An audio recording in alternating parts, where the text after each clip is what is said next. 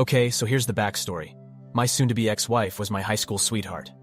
We started dating in 1992 when we were both 17, we're both 45 now, and have been together ever since. She's the only woman I've ever been with my entire life. We married 5 years later at 22, fresh out of college. A year later, we had our first of 2 children, both boys, 22 and 17. 23 years I gave to her, built her a house, worked my ass off to give her the life she wanted. Sure, we had rough patches, but what marriage doesn't? Even in the worst of times, we found a way to pull through and come out the other side better, which made the discovery of her affair that much more jarring. Flashback to March 2020, when I first got the feeling something was off. For a good 2 months prior, we were in a funk. I was on the mend from reconstructive knee surgery, blew out my ACL in fall of 2019, but still lacking in movement. At the time, I only had about 55% range of motion on my knee. This took a toll on quite a lot in the house. I was out on workers' comp, as I had been injured on the job, and I was unable to do my usual household duties, so a lot got backed up. My sons would do what they could, but tasks only I was capable of doing had to be put on the back burner, or my wife had to do, which she wasn't pleased with. Things also crawled to a standstill in the bedroom between us. It had already slowed down prior to my injury, but in the state I was in at the time, it completely stopped. During these months, she, we'll call her Sue, was spending more time hanging with coworkers after work. Between November 2019 to March 2020, it was a regular occurrence for her. Naturally, I thought nothing of it. I've never in the 23 years I'd been with her had any reason to worry or not trust her. She has her friends, I have mine, and we have mutual. I'd go hang out with my friends all the time and there was no issue. It was all above board. It was around January of this year that I noticed something odd. Sue started getting noticeably distant with me. Sure, we were in a funk, but she'd never deny me affection to that point.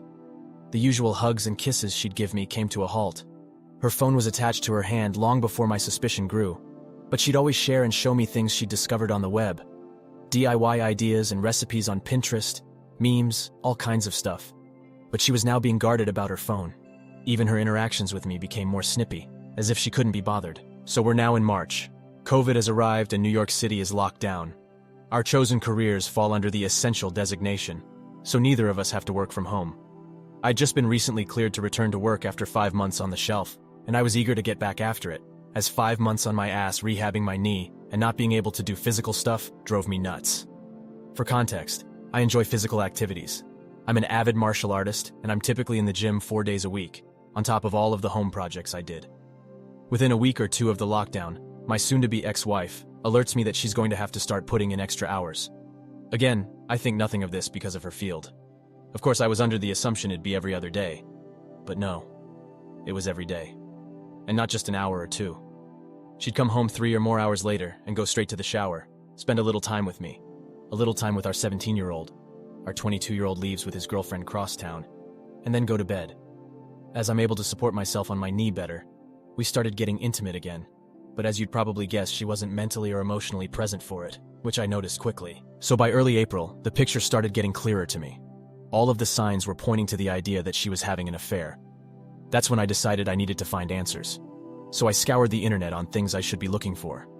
Signs of infidelity in one's partner, and sure enough, she was pretty much ticking all of the boxes on such behavior. So then my search inquiry advanced to how do I find proof? I started with her social media. Looking at her Facebook entries from months prior, it's pretty much the usual. Pictures of us and our sons, pictures with her and her friends, and more than a few pictures of her nights out with coworkers. In these pictures, it's a mixed bag of her closet's friends from work, and a couple folk I've never met from her work. But I see one recurring thing in a number of these pics. One guy. In every picture he's in, he's rather uncomfortably close to her. His arm is around her shoulder, or his hand on her lower back. Way to close for a guy I've never personally met. Needless to say, that put a sour taste in my mouth. But that wasn't the worst of it. No. The worst was the fact that apparently this dude is a friend of hers on Facebook and follows her on Instagram. So I go to look up his Facebook account, and wouldn't you know it, I'm blocked. Why the hell am I blocked from seeing this guy's Facebook account? But he's friends with her on Facebook. Yep, now I'm in Batman detective mode. At that point, I wasn't even trying to deny it. I knew she was cheating on me with this guy. My mission was to find out for how long. And over the course of April and May, that's what I did. You know, I never had any clue the depth of info you could secure from phone, text, and email records up until then. We have a family plan cell phone package, and I was able to pull up quite a bit of data. My soon-to-be ex-wife's data history was telling. The two most frequent numbers she had interacted with from October 2019 to April 2020 was my own and a number I'd never seen before. Take a wild guess whose number it was? A quick check on Google, and I confirmed it was the dude from the photos who blocked me on Facebook. We'll call him POS, because that's what he is.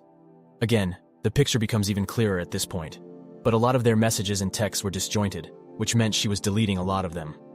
I knew she was cheating on me with this guy, but nothing in the data could serve as a smoking gun.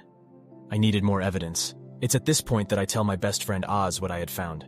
He asked me did I confront her with what I had, and I said no because I felt like it wasn't enough. That's when he told me about an app that I could download to apparently spy on her communications in real time. I won't say the name as I don't know the rules on that here. I got it installed, sync up my data plan, and waited. Within days of doing so, I finally saw it. A text string between the two of them, talking about how much fun they'd had the previous night, and making plans to do it again that weekend. Boom. Gut punch. To say I was completely devastated was an understatement. I guess that moment counts as my D-Day, and for the next 2 days after, I was just broken. I actively distanced myself from her those 2 days immediately after D-Day, which she was noticeably shaken by. She'd try to console me and ask me what was wrong, but I'd brush it off and leave her presence. I couldn't even look at her. This woman, who I gave 23 years of my life to, who I have given everything I could and more to as a husband, and she stepped outside of our marriage for a guy just 5 years older than our eldest son. By the third day, I wasn't even sad anymore, I was pissed. I contacted Oz to let him know my suspicion was confirmed, and he asked me had I confronted her yet. My answer was no, and I told him I wanted payback. I didn't want to just divorce her. I wanted to destroy her. I wanted to leave her life in shambles and fucking ruin her. It was going to take time to do so, and I devised a plan.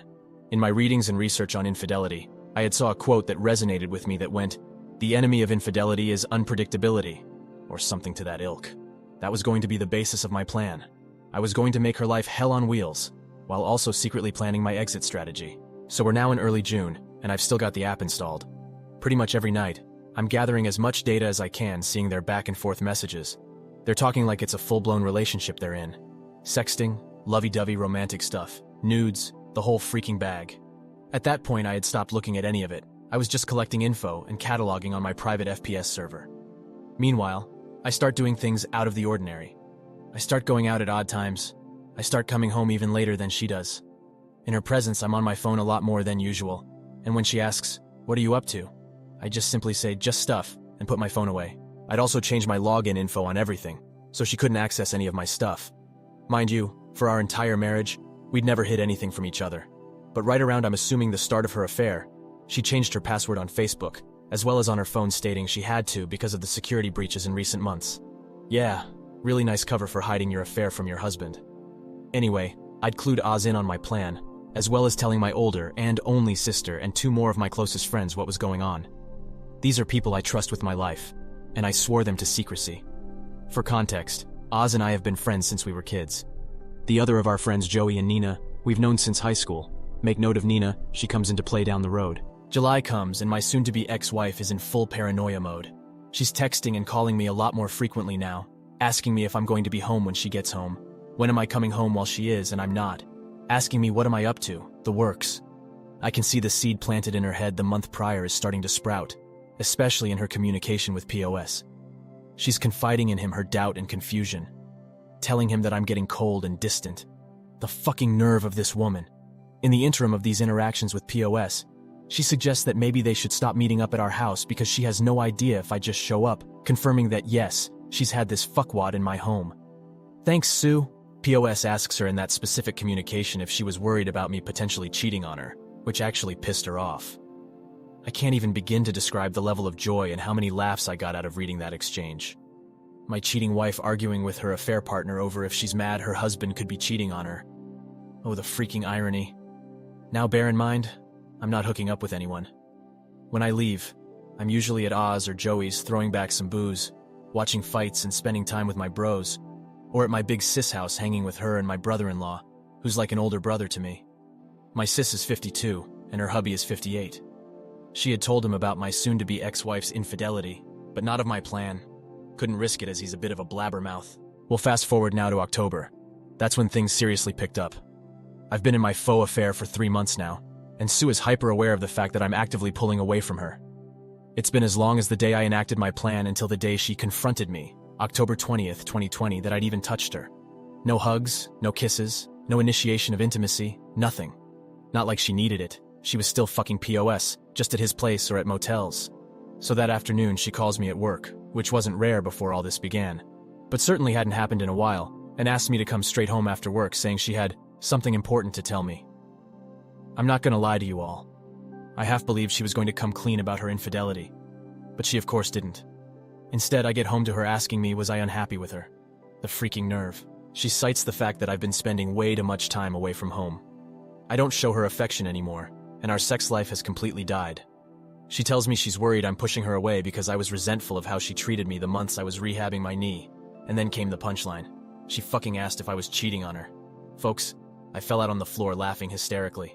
And when I say hysterically, I mean Joker laughing gas hysterical. On the surface, it looked like, to her assuming, it was me laughing off the notion of being unfaithful.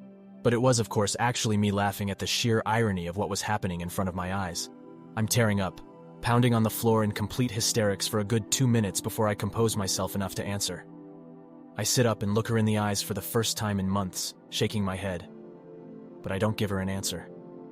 I stand up, brush myself off, kiss the top of her head, and go about settling in for the night. Later that night, as I'm in my office, I decide, you know what? Given the brevity of what happened, I wanted to see what she was telling him. So I fire up the app, and sure enough, they're actually texting in real time. She tells POS, I know he's cheating on me. I asked him tonight and he literally laughed in my face. He fell on the floor and laughed for like 5 minutes. It wasn't 5 minutes, obviously. He doesn't even care how I feel anymore. I don't know how or why, but he's gone. I know I've lost him. This is karma, I know it. The smile I had on my face reading that must have resembled the Cheshire Cat. She was breaking. POS attempted to console her, saying that if I cared enough for her, she wouldn't have had to come to him to give her what I wasn't giving her. But the tone of her responses told me she was having doubt now. She had the nerve to step out of our marriage because I was unable to fulfill my role as a husband due to legitimate injury, and kept the affair going for at that point nearly an entire year. But the idea of her losing me to another woman was enough to make her waver? What a fucking weakling. Now, during all of this, I was also exacting the second part of my plan for payback, getting all of my affairs in order financially. In September, I had met with a family attorney to get the ball rolling on divorce paper, with the mountain of evidence I'd piled up to that point. New York is an at-fault state as far as divorce, and the overwhelming amount of proof I'd gathered displaying Sue's infidelity pretty much solidified I could nail her to the freaking wall in a divorce case. My lawyer instructed me to get all of my financials in order in preparation for whatever division of assets might come as a result. I want one better than that, so I started secretly pulling all of my money out of our joint account and putting it in my personal account. I also started shopping around for an apartment as part of Phase 2. We're now in November, and I've not changed my behavior. In fact, I've ramped it up. This is where my friend Nina comes into play. For context, Nina and Sue have never been what you call close. I met Nina freshman year of high school 2 years before I met Sue. Even way back then, Sue has seen Nina as a threat, as she's my closest female friend. There's always been an implied, I don't trust her from Sue regarding Nina. She's never addressed it directly, but it's obvious to anyone who pays attention.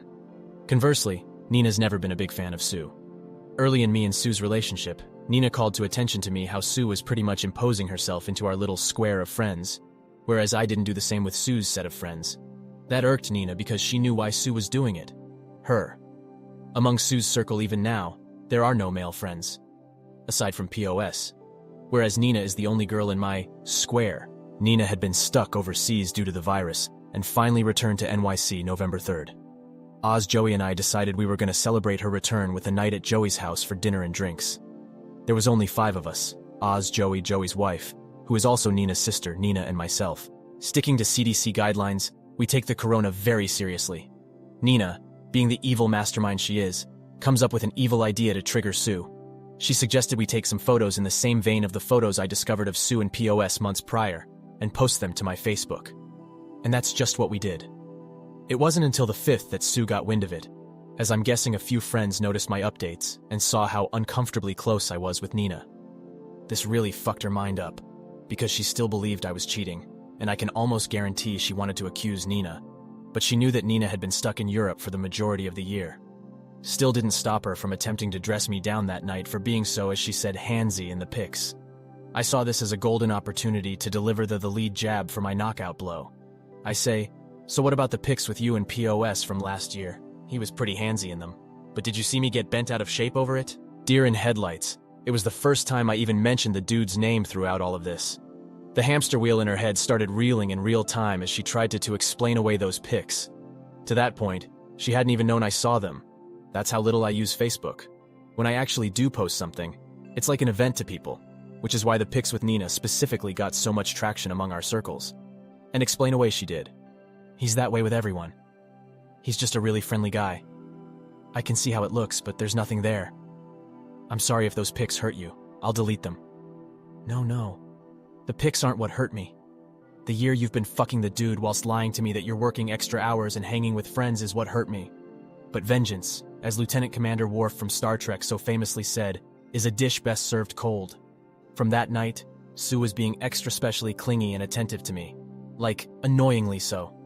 She's tried to initiate affection and intimacy with me, and I'd stonewall her at every chance. All the while, I'm still archiving everything she's saying to POS. Mind you, by this point, I'd long since gone numb. Any desire I might have had to save my marriage was dead. I checked out the day I enacted the first phase of my plan. She's confiding in him that I've gotten worse, that she doesn't know what to do, and she feels like I absolutely hate her. I do. Then comes the bombshell. She says she can't see him anymore. The guilt is too much for her, and she feels like karma is suffocating her. She can't risk losing me. She says that she loves POS deeply, but she's still in love with me, and she has to save her marriage before she loses me. No, my dear, you're about 8 months too late for that. POS loses his shit, saying such lovely things as, he doesn't love you the way I love you, and, you're making a mistake, you can't just throw me away like this. That text chain would be the last they'd have until about 3 weeks ago. Throughout the remainder of November into December, Sue is stuck in limbo. She's trying to gauge where my headspace is, and is still unable to tell if I'm actually being unfaithful. Meanwhile, POS is steadily blowing her phone up daily, but she's not responding to him. I'd see her check her phone often, then quickly put it away.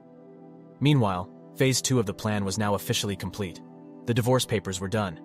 I'd found me a studio apartment in Co-op City, New Yorkers will know the area, and signed a 2-year lease on it. All of my money was in my personal account. I was ready to throw my haymaker. So we're now at Thanksgiving. My oldest and his girlfriend were hosting a small gathering of our immediate families. So them, oldest and his GF, oldest's GF's parents, she's an only child, myself, Sue and our youngest, we have a great night. My oldest's GF is studying to be a chef, and she did all the cooking herself. The girl can freaking cook, let me tell ya. As I had to keep up appearances of nothing being wrong between Sue and I initiated affection with her several times that evening. Kisses on the cheek, cute little hugs, wrapping my arms around her shoulders from behind. The gestures didn't go unnoticed by her, as she reveled in it. Bear in mind, this was the first time I touched this woman since I kissed the top of her head the night she confronted me in October. So just about 2 months. Not gonna lie, I felt repulsed doing it, but I had to. I couldn't risk the plan, and me being distant to her in the face of my boys, my oldest GF and her parents would set off alarms. So my youngest decides he wants to stay over with his big bro for the night. So Sue and I head home. On the drive home, she thanks me for being so good to her, and says, I don't know what you're going through, baby, but I'm here for you. I had to hold off busting out in maniacal laughter again, and responded saying, I know, I just need time. So for the first time realistically since springtime, we had sex that night. I figured fuck it, with what I'm about to do, may as well get some action before I delete her from my existence. I won't go into detail, but it wasn't lovemaking. When I was finished, she was a lump of flesh laying there, trying to figure out the direction of the truck that ran her over. No cuddling or anything after. I just got up, showered, and then went to go sleep in my office.